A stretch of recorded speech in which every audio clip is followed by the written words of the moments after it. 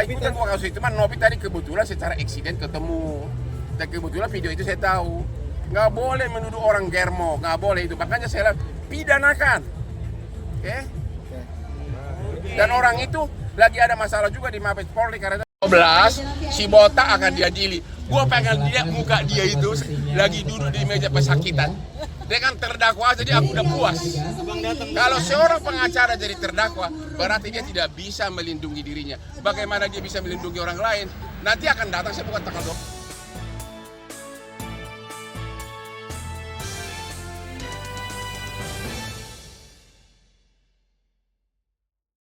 Hari ini pagi-pagi sudah berada di Taman Mini untuk Ya, hari ini adalah Hari Disabilitas Internasional dan sebagai pionir penggeraknya ini adalah Bapak Profesor Reda, Jaksa Agung Muda Bidang Intelijen. Kami diundang sebagai rekan-rekan beliau, ada Raffi, ada Pak Hamka, pemilik jalan tol. Dan hari ini ada puncaknya lebih dari 2.000 anak disabilitas yang ikut sehingga memecahkan rekor muri.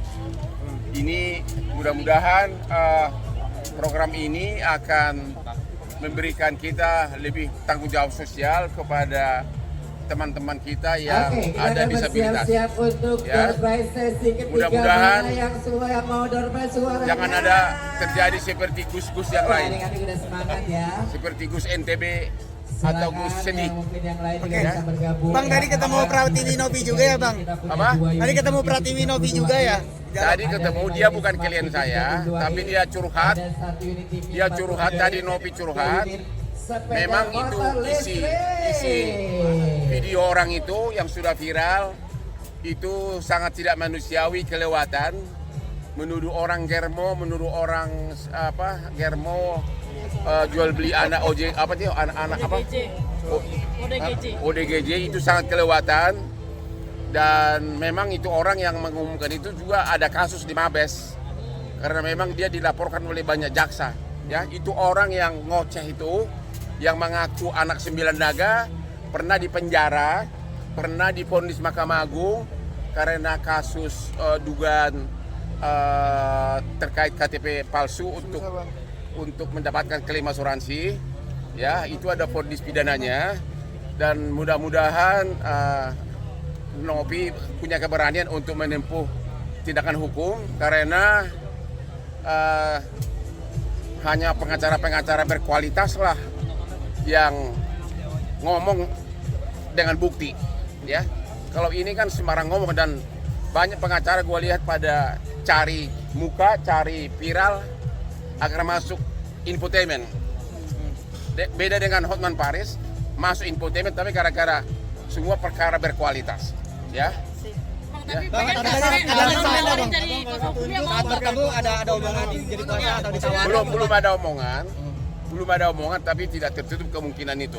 Ya. Berarti Abang Hotman Aku akan pikirkan, tapi kan banyak pengacara yang mau menjadi pengacara Novi. Tapi memang saya tetap menyarankan agar harus ditempuh upaya hukum karena sangat kurang ajar orang.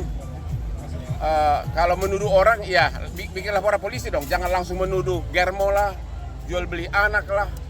Itu kan benar-benar kelewatan gitu loh.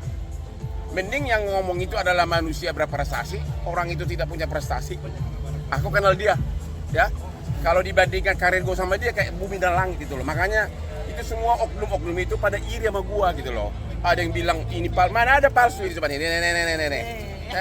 Ya. Bang, ada pengacara? Nggak ada loh. Bang, Dia punya rumah 30M diumumkan. Saya punya rumah 30M. Villa gua aja 130M, villa gua aja puluhan di Bali.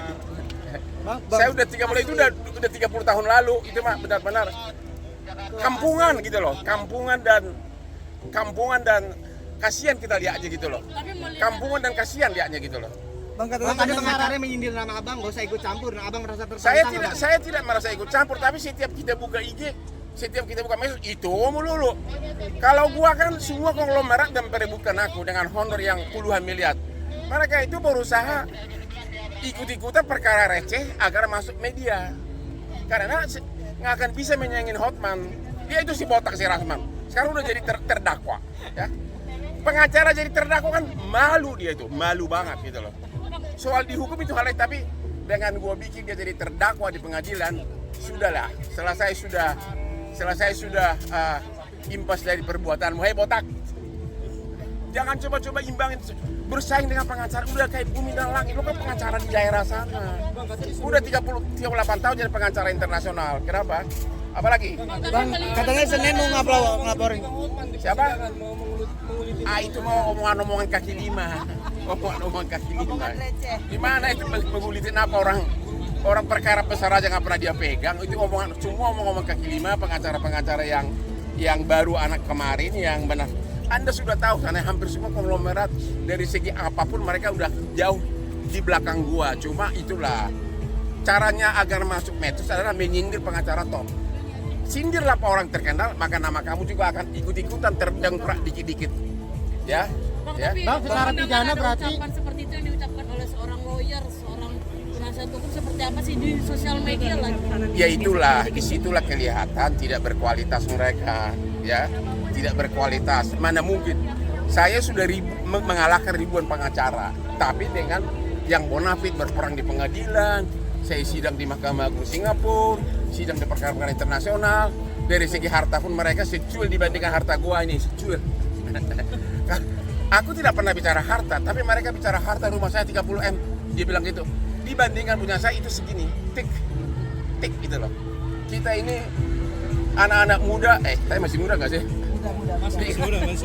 Jiwa muda. Saingannya sudah puluhan triliun, bukan lagi 30M. Kampungan banget sih 30M dipersoalin ya. Bang, terkait Itu- katanya tapi Senin sekarang- mau laporin ya Bang, katanya Apa? Pratiwi Novi Senin mau laporin kah? Iya, tadi Novi bilang hari Senin mau laporin, tapi saya nggak tahu dia pakai pengacara siapa. Kalau aku banyak sidang di luar negeri, jadi gua nggak ada waktu. Tapi tetap akan saya bantu. Berarti siap sih ya Bang, menggabung sama Kalau Novi, Bang.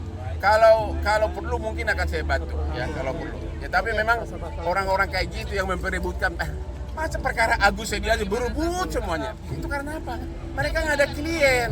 Mereka itu hanya hidupnya dari situ, menguliti apa yang dikulitin dari aku. Seganteng begini, setop begini, ya. Ya. Bang, berarti Alvin ini terancam bisa dipidanakan, Bang. Pasalnya apa aja, Bang? Kalau menuduh orang germo, menuduh orang memperjualbelikan anak, itu sudah memenuhi pasal Undang-Undang ITE pasal 27 ayat 3. Ancaman hukumnya 4 tahun maksimum atau minimum pasal 310 KUH pidana. Saya minta Novi agar segera ditempuh proses hukum, ya. Sekali lagi para pengacara yang memperebutkan kasus receh, udahlah. Pakai kacamata dong, ya. Lihatlah abangmu ini, ya. Coba lihat dia. Aku nggak pernah ngaku anak naga. Aku anak desa, tapi semua naga-naga Indonesia pakai pengacara siapa? Ini dia nih, Hotman Paris. Lu dipakai siapa? Masa hanya untuk agar masuk medsos? Semua nebeng pada ikut kasus si Agus Sedi. Semua pada neges. Ngaku-ngaku saya akan biayai. Aduh. Siapa yang pernah masuk penjara gara-gara memalsukan KTP, divonis berapa tahun? Yo, siapa tuh? Coba ada yang berani nggak nongol ya? Divonis kasasi kemudian hukumannya dikurangi Mahkamah Agung. Jadi adalah mantan narapidana. Mungkin pesannya Bang. Kalau hanya gara-gara untuk KTP uang receh aja dipalsukan, berarti Anda tidak ada 1/4 juta kekayaan Hotman. Oke, Hotman udah puluhan tahun. Oke, nih, jadi jangan bicara harta. Harta lu secuil dibandingkan aku nih. Secuil. Malu dong bicara harta di depan, malu. Rumah gua 30M. Di Kelapa Gading mah ratusan, rumah 30M, rumah gua mah ratusan M. Merapat ke jadi kuasa umumnya. Saya tidak pernah merapat orang yang mencari aku. Tadi karena kebetulan ketemu Novi, aku tidak pernah merapat, aku tidak pernah pansos orang yang pansos sama aku. Itu pengacara-pengacara kelas-kelas masih ukuran di bawah rata-rata berusaha terus nyindir Hotman agar mereka masuk medsos. Siapapun yang nyindir Hotman pasti akan masuk TV karena apa? Aku super terkenal, super sudah internasional. Sementara mereka ada itu satu pengacara tuh giginya kuning. Lu ke dokter gigi lo sebelum ngomong di TV. Heran. Berani-beraninya nongol di TV dengan gigi kuning. Ya.